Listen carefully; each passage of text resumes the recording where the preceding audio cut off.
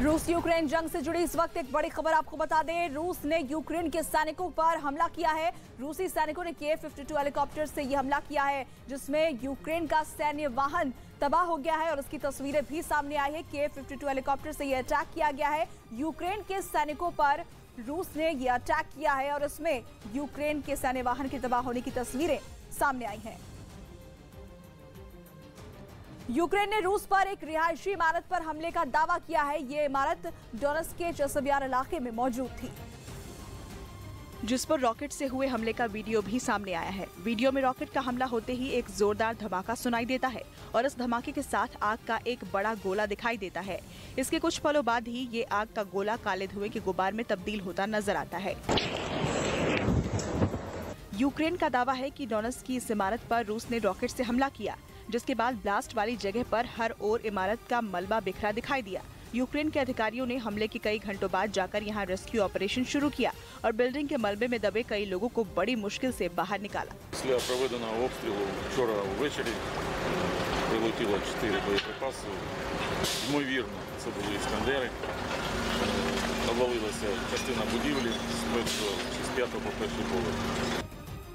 रूस यूक्रेन के बीच चल रही जंग का सबसे ज्यादा खामियाजा यूक्रेन के बेगुनाह नागरिकों को उठाना पड़ रहा है, क्योंकि जंग की वजह से उनके आशियाने मलबे में तब्दील हो चुके हैं और वो अपनी जान बचाने के लिए खाना बदोशों की तरह एक शहर से दूसरे शहर में महफूज ठिकानों की तलाश में मारे मारे फिर रहे हैं। यूक्रेन जंग के दौरान फिलहाल जिस तरह रूसी सेना खार्किव पर गोलाबारी और मिसाइल हमले कर रही है, उसे देखकर तो लगता है कि रूसी फौज खार्किव को ही तबाह करने पर तुली हुई है। आइए आपको खार्किव के मैदान जंग की एक तस्वीर दिखाते हैं, जिसे देखने के बाद आपको अंदाजा हो जाएगा कि खार्किव में जंग के क्या हालात हैं। सिरको यूक्रेन की खार्किव टेरिटोरियल डिफेंस टीम की 228वीं बटालियन के कमांडर हैं और फिलहाल अपने घायल साथी की मदद करने की कोशिश कर रहे हैं।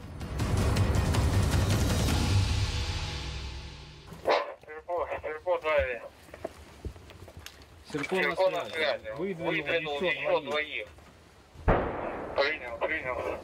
Двигаться очень опасно, работает птица. Возможно ли запросить огневую поддержку? Запрашиваю.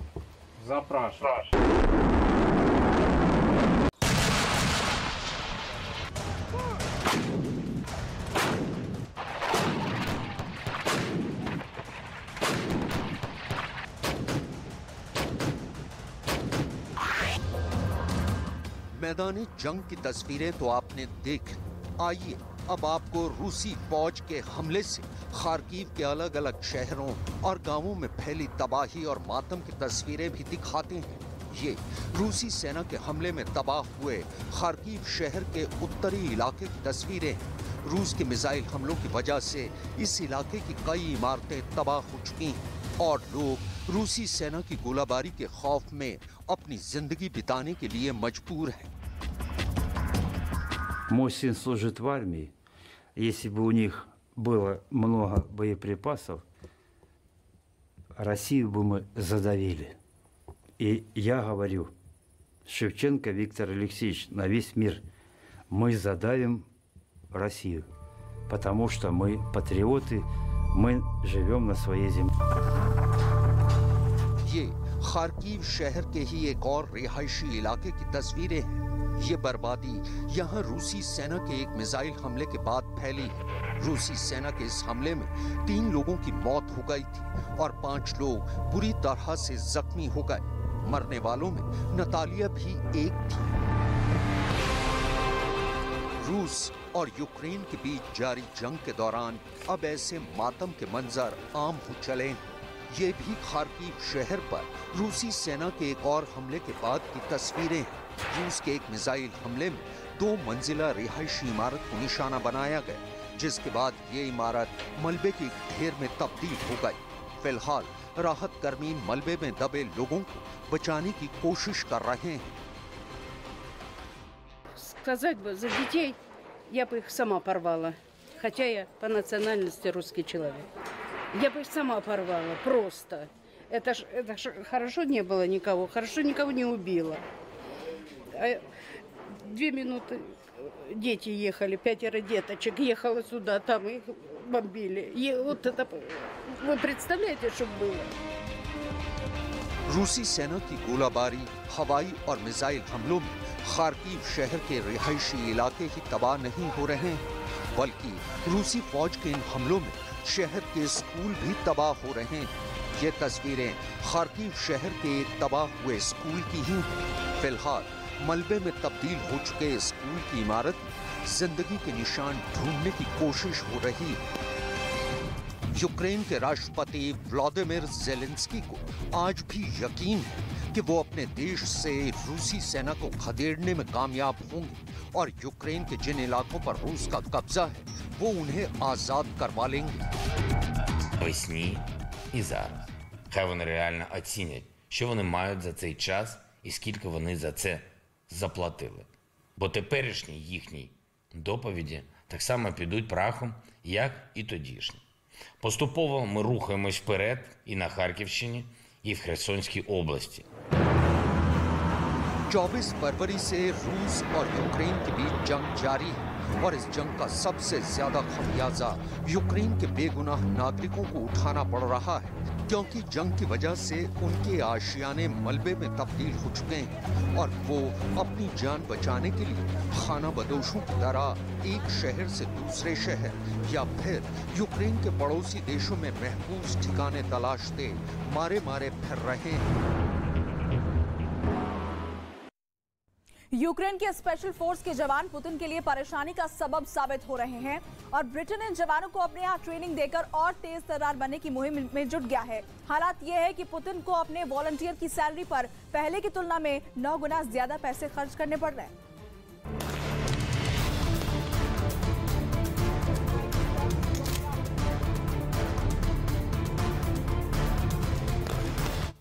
ट्रेनिंग लेते ये कमांडोज यूक्रेन स्पेशल फोर्स के जवान अभी ये रूस के लड़ाकों को मात देने के लिए तैयार हो रहे हैं।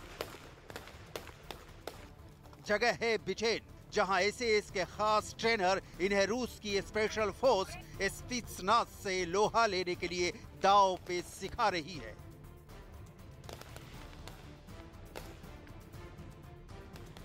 ये वही कमांडोज हैं जिन्होंने फरवरी 2022 में ज़ेलेंस्की की कई बार जान बचाई है, रूस के हमलों को रोका है, चेचन लड़ाकों को करारा जवाब दिया है।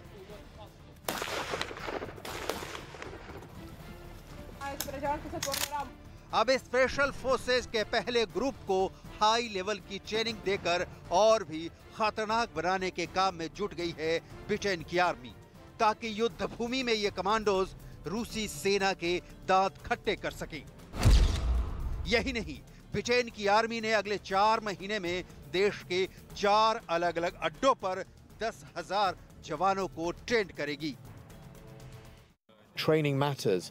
When you're in a war and you're against Russia, you need to make sure that you can be as best as you can be, and this is the process we're doing here. We're starting to deliver that. When we prepare go to the UK, we have to attack from Russia and from Belarus sides to our position when we train our soldier. And it's we always ready to Russian bombs and Russia invasion when we training. Britain पहले ही Ukraine को लाखों dollar की सैन्य सहायता भेज चुका है और ब्रिटेन पहले ही कह चुका है कि यूक्रेन के सैनिकों को ब्रिटेन में उपकरणों का इस्तेमाल करने के लिए ट्रेनिंग दी जाएगी। मतलब साफ है कि ब्रिटेन में ट्रेनिंग लेने के बाद ज़ेलेंस्की के ये कमांडो पहले से भी ज्यादा फुर्तीले और तेज हो जाएंगे और पुतिन के लिए बड़ी परेशानी खड़ी करने वाले हैं।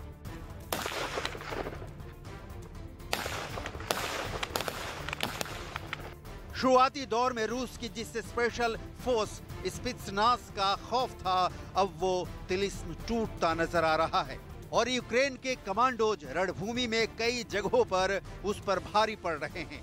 यूक्रेन की स्पेशल फोर्सेज ने पूरे युद्ध में जगह जगह पर रूस को कैसे मात दिया और नाकाम किया, उसे पहले समझते हैं कि यूक्रेन की स्पेशल फोर्स के संगठन को जो उसे दुनिया की तेज तर्रार और खूंखार स्पेशल फोर्स स्पित्सनाज और दुनिया की दूसरी सबसे ताकतवर सेना के खिलाफ मजबूती से खड़े होने की ताकत देता है।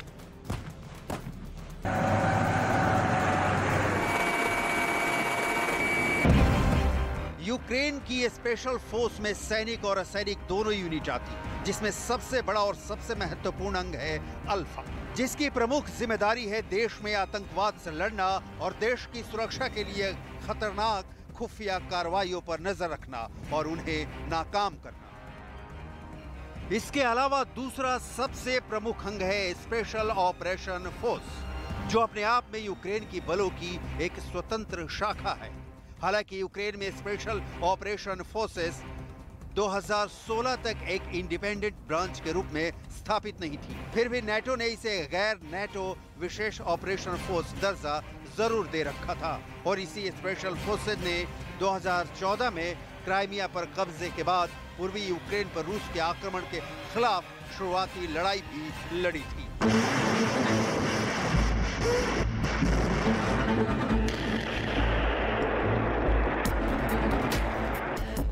और 8 साल बाद एक बार फिर रूस के खिलाफ मोर्चा बनाकर डटे हुए हैं। न सिर्फ डटे हुए हैं बल्कि ज़ेलेंस्की के चीते बन रूस के स्पेशल फोर्सेस को मात दे रहे हैं। इनकी तैयारी युद्ध के काफी पहले से थी और बहुत ही हाई लेवल की थी, क्योंकि पिछले कई सालों से खासकर 2014 में यूक्रेन पर आक्रमण के बाद यूक्रेनी स्पेशल फोर्स के जवान अमेरिका, ब्रिटेन समेत अपने तमाम पश्चिमी देशों के साथ लगातार स्पेशल ट्रेनिंग ले रहे थे। यूक्रेन स्पेशल फोर्सेस देश के बाकी सशस्त्र बलों की कई तरीकों से सक्रिय रूप से मदद कर रही थी, चाहे वो युद्ध के दौरान यूक्रेन तोपखाने की मदद हो या रूसी सेना की रसद आपूर्ति और लॉजिस्टिक सप्लाई पर नजर रखते हुए उसको भंग करने जैसी गतिविधियां, सब में बढ़ चढ़कर हिस्सा लिया। हालात ये हैं कि यूक्रेन की स्पेशल फोर्सेस की शानदार सफलता को देखते हुए यूक्रेन के मित्र राष्ट्रों के स्पेशल फोर्स न केवल इस पर रिसर्च करने की मांग कर रहे हैं बल्कि इससे सबक भी लेने की वकालत कर रहे हैं। युद्ध की शुरुआत में खौफ पैदा करने वाली रूस की स्पेशल फोर्स स्पित्सनाज के पास युद्ध का लंबा अनुभव है, लेकिन आज इसी रूसी स्पेशल फोर्स पर यूक्रेनी फोर्स भारी पड़ रही।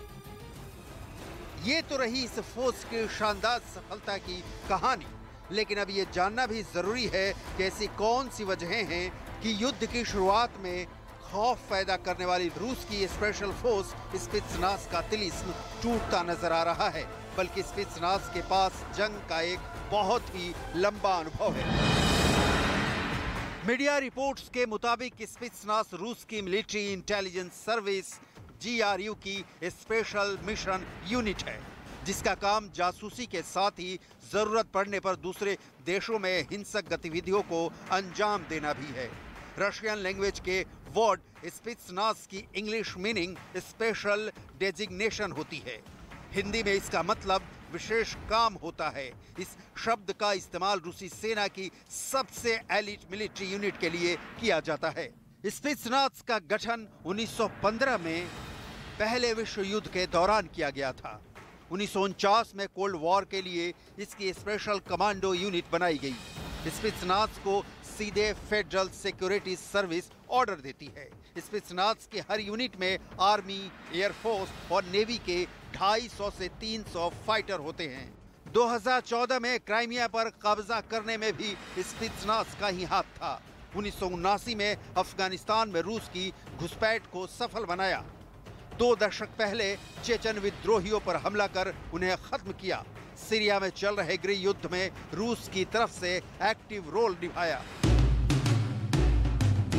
यानी इसके सक्सेस मिशन की बात करें तो एक लंबी फहरिस्त है, लेकिन आज इसी स्पित्सनाज पर यूक्रेन स्पेशल फोर्स भारी पड़ रही है और मजबूरन रूस को यूक्रेन युद्ध में अपने वॉलंटियर्स को आगे करना पड़ा है और इसके लिए रूस काफी पैसे भी खर्च कर रहा है।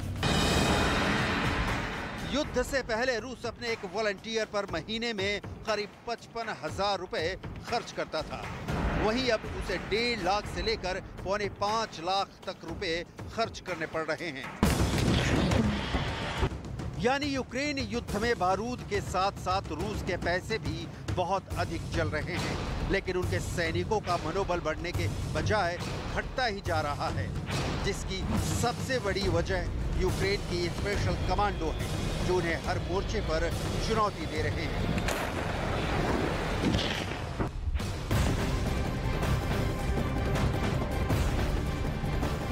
और इस बीच महाराष्ट्र से एक बड़ी खबर आ रही है। उद्धव ठाकरे ने आज मातोश्री में सांसदों की बैठक बुलाई है। लोकसभा राज्यसभा के सांसदों से कोर्ट के फैसले के साथ ही आगे की रणनीति और राष्ट्रपति चुनाव पर चर्चा की जाएगी। आपको बता दें कि दोपहर के बाद मातोश्री में ये अहम बैठक होने वाली है। उद्धव ठाकरे ने सांसदों की बैठक बुलाई है। बड़ी खबर महाराष्ट्र से, मातोश्री में तमाम सांसदों के साथ ये बैठक होगी, जिसमें कई अहम मुद्दों पर चर्चा की जाएगी।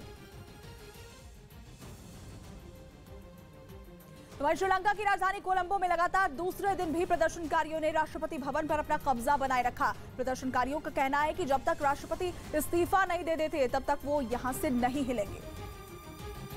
और इसी शर्त के बीच प्रदर्शनकारियों को अब तक राष्ट्रपति भवन से निकाला नहीं गया है। दूसरे दिन भी प्रदर्शनकारी राष्ट्रपति भवन के अलग अलग कमरों में लेटे दिखे। प्रेसिडेंट हाउस के स्विमिंग पूल का पानी तो दूसरे दिन मटमैला हो गया। बावजूद इसके कुछ लोग इसमें डुबकी लगाते नजर आए और उन्हें न तो कोई रोकने वाला दिखा और न टोकने वाला। First of all, I want to thank the Rajapaksa family because they united all the nations under one flag, one roof, one shelter. प्रदर्शन के दूसरे दिन राष्ट्रपति भवन के बाहर कुछ लोगों ने लकड़ी और खंबे की मदद से एक सीढ़ी तैयार की और उसके बाद कुछ लोगों ने इस सीढ़ी को राष्ट्रपति भवन के मुख्य इमारत से टिका दिया और उसके बाद एक आदमी सीढ़ी पर चढ़कर इमारत के ऊपर पहुंचा और वहां श्रीलंका का झंडा लहरा दिया।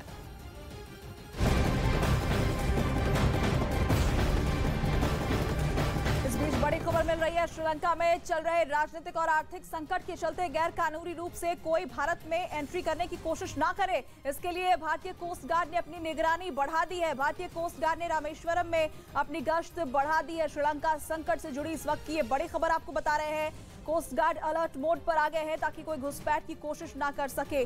तमिलनाडु से तस्वीरें भी आपको दिखा रहे हैं, जहां पर कोस्ट गार्ड संकट के बाद अब अलर्ट मोड में है। घुसपैठ को लेकर अलर्ट मोड पर आ गए हैं।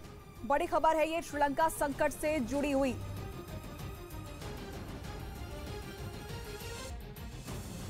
श्रीलंका में हो रहे प्रदर्शन के बीच पुलिस और सेना लगातार लोगों से शांति बनाए रखने की अपील कर रही है, लेकिन उसका असर प्रदर्शनकारियों पर होता नहीं दिख रहा, जिससे तंग आकर सुरक्षा बलों का सब्र थोड़ी देर के लिए जवाब दे गया और उन्होंने राष्ट्रपति भवन के पास उग्र प्रदर्शनकारियों के सामने फायरिंग कर दी।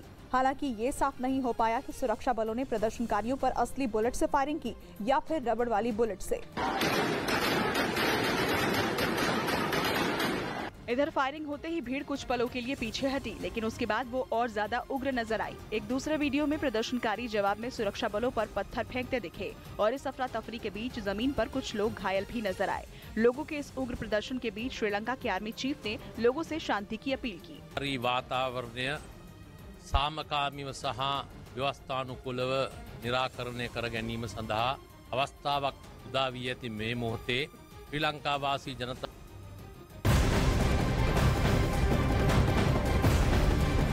यूक्रेन के डोनेट्स्क से बड़ी खबर सामने आ रही है, जहां पर भीषण युद्ध जारी है। डोनेट्स्क में इमारत पर रूस ने हमला किया है। हमले में इमारत पूरी तरह से तबाह हो गया है। धमाके के बाद राहत और बचाव का काम भी जारी है। तो रूस की तरफ से यह हमला किया गया है। यूक्रेन के डोनेट्स्क में यह हमला हुआ है।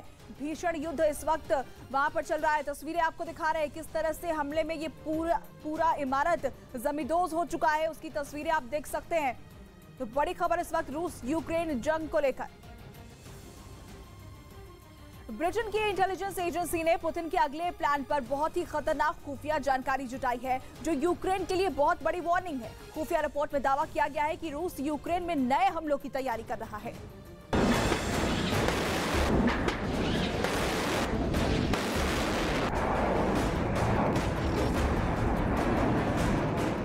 S-300 से ऐसी बमबारी 24 घंटे और 7 दिन हो रही है।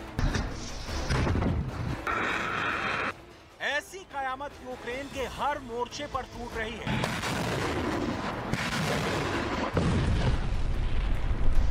ऐसा कहर बरपा हुआ है कि ज़ेलेंस्की की फौज सर पर पैर रखकर भाग रही है।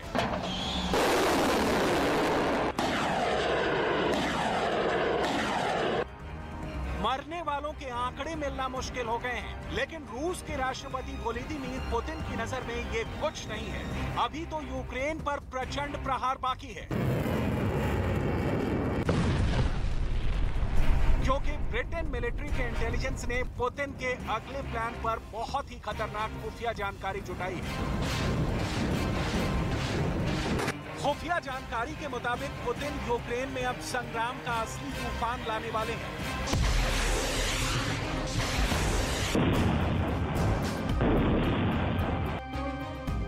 क्योंकि अब पुतिन का गुस्सा बहुत हाई है।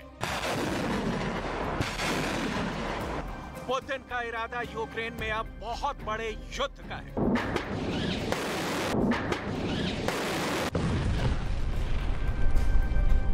ब्रिटेन के मशहूर अखबार डेली मेल में ब्रिटेन के रक्षा मंत्रालय के इंटेलिजेंस के हवाले से रिपोर्ट छपी है। रिपोर्ट में दावा किया गया है कि रूस यूक्रेन में नए हमलों की तैयारी कर रहा है। इस नए प्लान को अंजाम देने के लिए दावा किया गया है कि रूस अपने रिजर्व बलों को यूक्रेन की सीमा में इकट्ठा कर रहा है। मिलिट्री बैलेंस 2020 के डेटा के मुताबिक रूस के पास करीब 20 लाख रिजर्व सैनिक हैं, जो रूस के अलग अलग इलाकों में तैनात रहते हैं, लेकिन उनमें से बड़ी तादाद में रिजर्व फोर्स अब यूक्रेन सीमा पर जमा हो गए हैं। साथ ही साथ यूक्रेन से लगे देश बेलारूस में भी मौजूद है। ब्रिटेन के खुफिया सूत्रों ने दावा किया है कि पुतिन इन रिजर्व सैनिकों का इस्तेमाल आने वाले दिनों में आक्रामक अभियानों में करने वाले हैं। यानी ब्रिटिश इंटेलिजेंस की रिपोर्ट यूक्रेन के लिए एक बड़ी और खूनी वार्निंग है। ब्रिटिश इंटेलिजेंस की ये रिपोर्ट तब और खतरनाक हो जाती है जब यूक्रेन और उसके मददगार पश्चिमी देशों के खिलाफ पुतिन का ये बयान सामने आता है। Мы слышим, что нас хотят победить на поле боя. Ну, что здесь скажешь? Пусть попробуют. पुतिन ने यह चेतावनी मॉस्को में अपने सांसदों के साथ हुई एक अहम बैठक में दी, जिसमें उन्होंने युद्ध लंबा खींचने से रूस के परेशान होने का दावा करने वालों को भी निशाने पर लिया और साफ कर दिया कि अभी जो हो रहा है वो तो सिर्फ जंग का ट्रेलर है। Что мы-то по большому счету всерьез пока еще ничего и не начинали. ऐसे में बड़ा सवाल यह है कि अभी ये हाल है तो अगर पुतिन ने अपनी पूरी ताकत का इस्तेमाल यूक्रेन में कर दिया तो क्या होगा? क्योंकि पुतिन की सेना के जखीरे में ऐसे घातक हथियार और मिसाइलें हैं जो यूक्रेन को खाक में बदल सकती हैं। पुतिन के इस वार्निंग ने बहुत बड़े युद्ध का अलार्म बजा दिया है, जैसा यूक्रेन की जमीन पर अभी तक नहीं हुआ है। इस युद्ध में बेलारूस भी सीधे सीधे कूद सकता है, क्योंकि बेलारूस में भी रूस की एक्टिव फोर्स के साथ साथ बड़े और एडवांस हथियार मौजूद हैं। अगर ऐसा हुआ तो यूक्रेन की सेना को 2 फ्रंट वॉर झेलना होगा। यूक्रेन के उत्तर में मौजूद बेलारूस यूक्रेन के साथ 1084 किलोमीटर लंबी सीमा रेखा साझा करता है, जो अब जंग का नया मोर्चा बन सकती है। दूसरी ओर यूक्रेन और रूस के बीच 2063 किलोमीटर लंबी सीमा जंग का बड़ा मोर्चा पहले से ही बनी हुई है, जहां युद्ध और भीषण होने की आशंका है, और ये आशंका अब सच साबित भी होने लगी है। रूस यूक्रेन पर ऐसे हमले की तैयारी कर रहा है जैसा अभी तक नहीं हुआ है। तो क्या असली युद्ध अब लड़ेंगे पुतिन? नए नए हथियारों से ऐसा प्रहार करेंगे पुतिन कि अब ज़ेलेंस्की पस्त हो जाएंगे। रूस के हमले के इस नए वीडियो को देखिए। पहली मिसाइल, दूसरी मिसाइल, तीसरी मिसाइल, चौथी मिसाइल। सिर्फ 20 सेकंड में रूस ने यूक्रेन पर कितनी मिसाइल दागे, इसे गिनिए।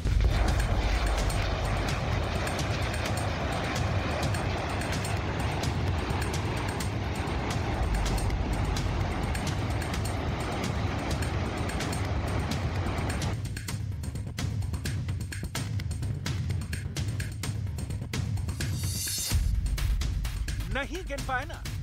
20 सेकंड में कितनी मिसाइलें चली?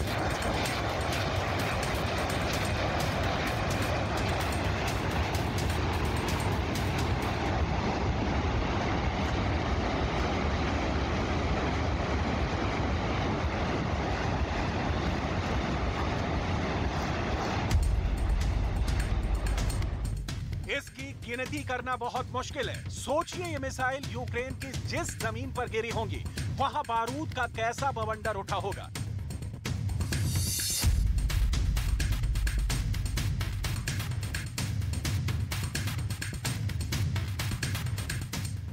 दूसरे विश्व युद्ध के बाद किसी देश पर इतने बम इतने कम वक्त में नहीं गिरे जितने अभी तक यूक्रेन में फट चुके हैं। समंदर से यूक्रेन पर कैलिबर मिसाइल से अटैक, जमीन से एक साथ इतने हमले,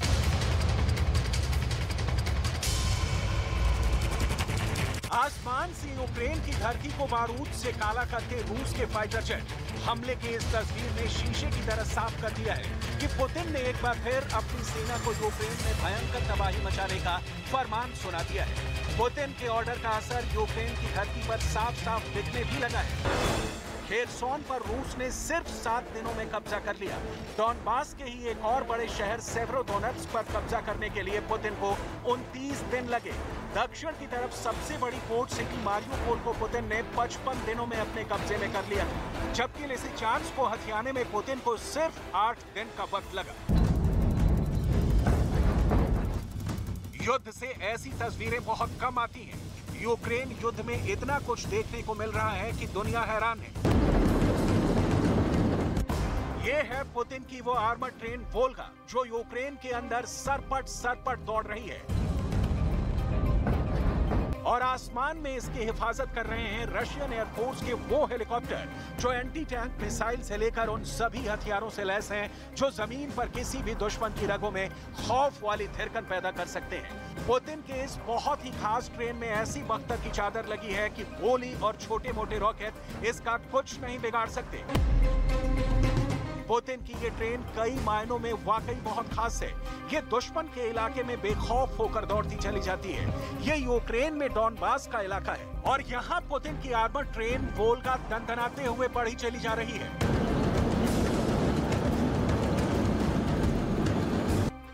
इसी ट्रेन में रसद मौजूद है, सैनिक मौजूद हैं और हथियार भी मौजूद हैं, और ये ट्रेन पूरे रास्ते चौतरफा निगरानी और पूरी हिफाजत के साथ आगे बढ़ रही है। एक बार फिर ऊपर देखिए, पुतिन की इस बख्तर वाली ट्रेन के ऊपर कामोव 52 हेलीकॉप्टर उड़ रहा है जो अपने आप में एक फ्लाइंग टैंक के बराबर है। एंटी टैंक मिसाइल 80 मिलीमीटर के रॉकेट से लैस ये हेलीकॉप्टर यूक्रेन युद्ध में रूस की सबसे खतरनाक मशीन में से एक कहा जाता है। और ये अकेला नहीं है, कामोव 52 के साथ एक Mi-17 V5 हेलीकॉप्टर भी है जिसमें गनशिप भी लगी हुई है, और ये भी उनके लिए है जो इस ट्रेन को निशाना बनाने की कोशिश कर सकते हैं। पुतिन अब यूक्रेन में रेड कॉरिडोर बना रहे हैं जो कि पुतिन के प्लान बी का हिस्सा है। रेड कॉरिडोर तैयार करके पूरी जंग का दायरा ही बदलने की तैयारी में है पुतिन।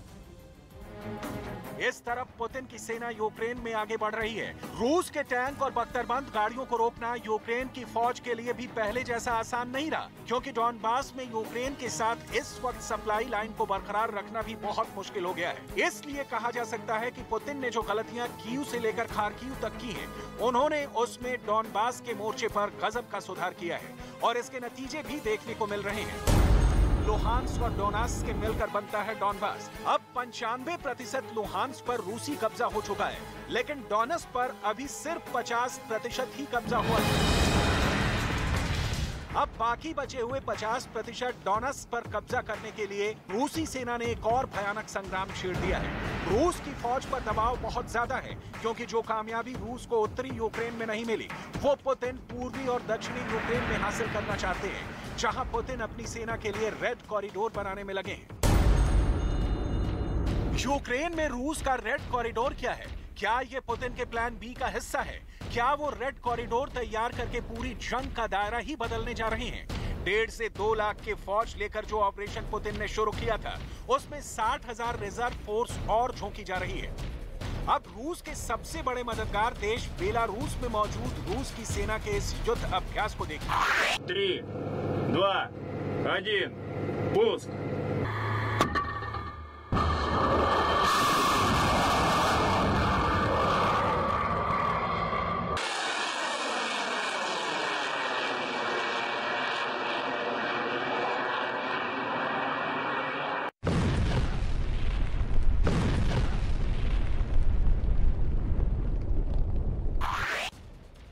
देखा आपने, सिर्फ 25 सेकंड में मिसाइल ने अपने टारगेट को तबाह कर दिया है।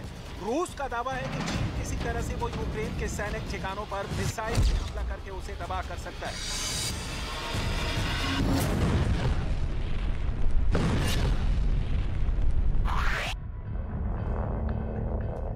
बेलारूस की सीमा से यूक्रेन की राजधानी कीव भी काफी करीब है। यूक्रेन समेत अमेरिका तक को यही डर है कि रूस बेलारूस के रास्ते कीव पर कब्जे के लिए फिर हमला बोल सकता है। बेलारूस के राष्ट्रपति के हमले वाली चेतावनी को उसी रणनीति का हिस्सा माना जा रहा है, क्योंकि यूक्रेन की खुफिया एजेंसियों का दावा है कि यूक्रेन पर रूस बेलारूस के रास्ते हमला कर सकता है। बेलारूस में रूस की 19 बटालियन तैयार बैठी है। इसमें रूस के एयरफोर्स, टैंक और बख्तरबंद गाड़ियां तैनात हैं। ज़ेलेंस्की से वादा हुआ तो बड़ी बड़ी तोप मिलेंगी। अमेरिका ने अपनी M777 तोप यूक्रेन भेज दी। ज़ेलेंस्की ने कहा कि ऐसी तोप चाहिए जो ठिकाना बदल बदल कर पुतिन की फौज पर गोले बरसाए। जर्मनी ने डिमांड पूरी कर दी। PZH-2000 ट्रैक हॉविट्जर फौरन यूक्रेन के लिए रवाना कर दी गई।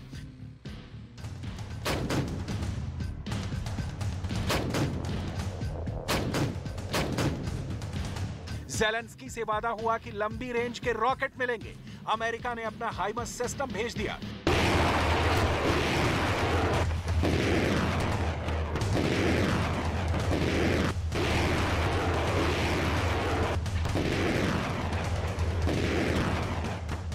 ब्रिटेन ने भी M270 सिस्टम का स्टॉक रवाना कर दिया।